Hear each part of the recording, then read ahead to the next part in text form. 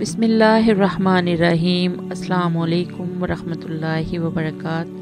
अल्हम्दुलिल्लाह। आज हम सूरह बकरा की आयत नंबर 106 पढ़ने और समझने जा रहे हैं। दुआ है अल्लाह रब्बुल इज़्ज़त हमें समझकर अमल की तौफीक अता फरमाए। आमीन या रब्बुल आलमीन। आऊज़ु बिल्लाहि मिनश शैतानिर रजीम। बिस्मिल्लाहिर्रहमानिर्रहीम। मा नंसह, जो हम मनसूख करते हैं, मिन आयतिन, कोई आयत, और नुनसिहा, या उसे भुला देते हैं, नाती, ले आते हैं, बिहैरिन, कोई बेहतर, मिनहा, इससे, और मिसलिहा, या इस जैसा। अलम तालम, क्या नहीं जानते तुम, अन्नल्लाह, ये कि अल्लाह, अला कुल्ली शैइन कदीर, हर चीज़ पर कादिर है। मा नंसह मिन आयतिन औ नुनसिहा, नाती बिहैरिन मिनहा औ मिसलिहा, अलम तालम अन्नल्लाह अला कुल्ली शैइन कदीर।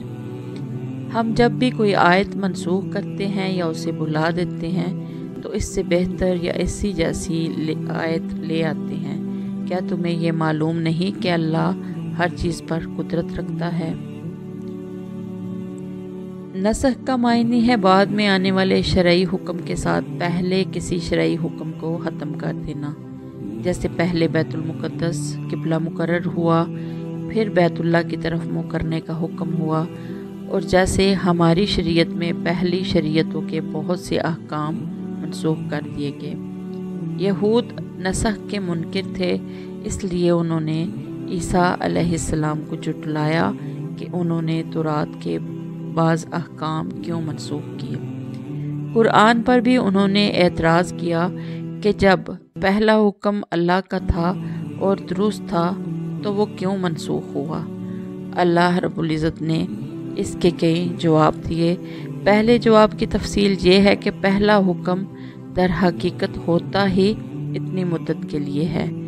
नसख इस मुद्दत के ख़त्म होने का ऐलान है।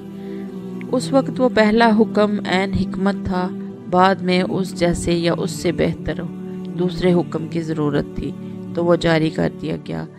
इसका मतलब ये नहीं कि पहला हुक्म गलत था। एक जवाब इस एतराज़ का ये दिया गया कि अल्लाह रब्बुल इज़्ज़त अगर अपना हुक्म मनसूख ना कर सकता हो तो वो आजिज़ ठहरा। क्या तुम्हें मालूम नहीं कि अल्लाह हर चीज़ पर पूरी तरह कादिर है।